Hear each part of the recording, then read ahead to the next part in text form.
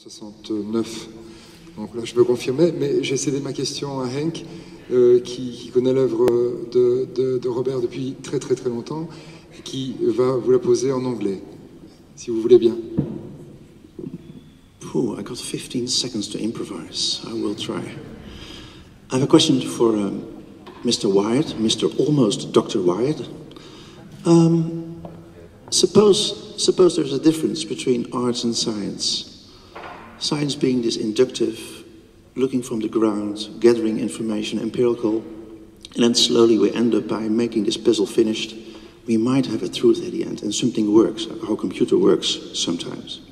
And suppose art is something like deductive from above, like from the Greek muse, and they give us the moment of silence and it falls down, and then we gather it and then we enjoy it.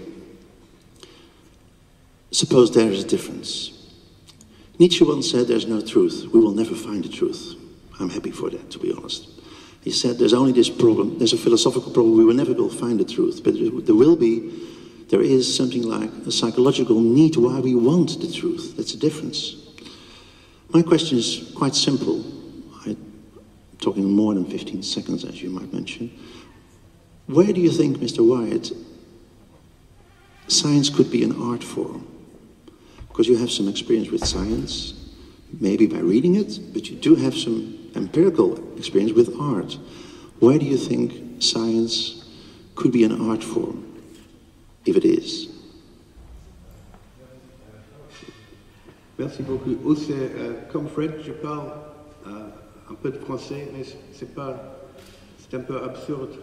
Et puis je ne comprends pas les réponses. Alors c'est pas la peine de parler en français. Alors je continue en une espèce d'anglais.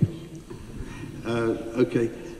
Yeah, I think science, in a way, is actually more modest than the art. The arts strike me as a kind of personalized, custom-built substitute for religion, and indeed most arts come out of religion. There have been times in the past where artists, at least public artists, were only really encouraged or even permitted to celebrate the religion of their country and so on. And within that have done wonderful things. Long before individualism became a big thing in the middle of the 19th century, the Islamic artists who decorated their mosques and the arithmetic and the geometry involved in there, they wouldn't even understand these questions, really, because for them geometry, the pursuit of geometrical perfection was the search for beauty, as anybody who has seen the Alhambra will know. Why need religion? Indeed, why the need for half a dozen sort of bearded mullahs sitting around here? You know, when it's, what is it about? To me, it's not. Well, I had to think about this because my daughter-in-law is religious, is Catholic. It's the curse of all atheists that our children become very religious, and I wanted to make peace with her and be friends with her, and I just said maybe, you know. All science asks is how does it happen in detail, and only religion and artists, religious people and artists ask why, you know, why, and that's the unanswerable question, really. Why? I don't even know why music works, you know. Why is a minor third haunting, you know? Who knows?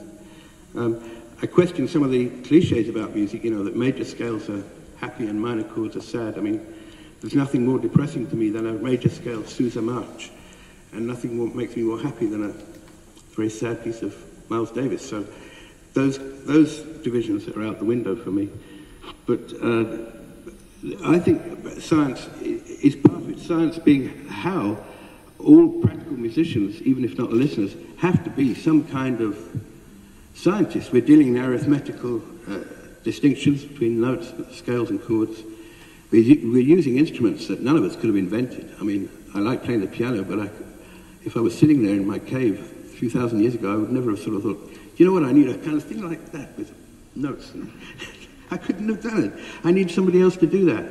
And the clue there is right there, that I think humans work.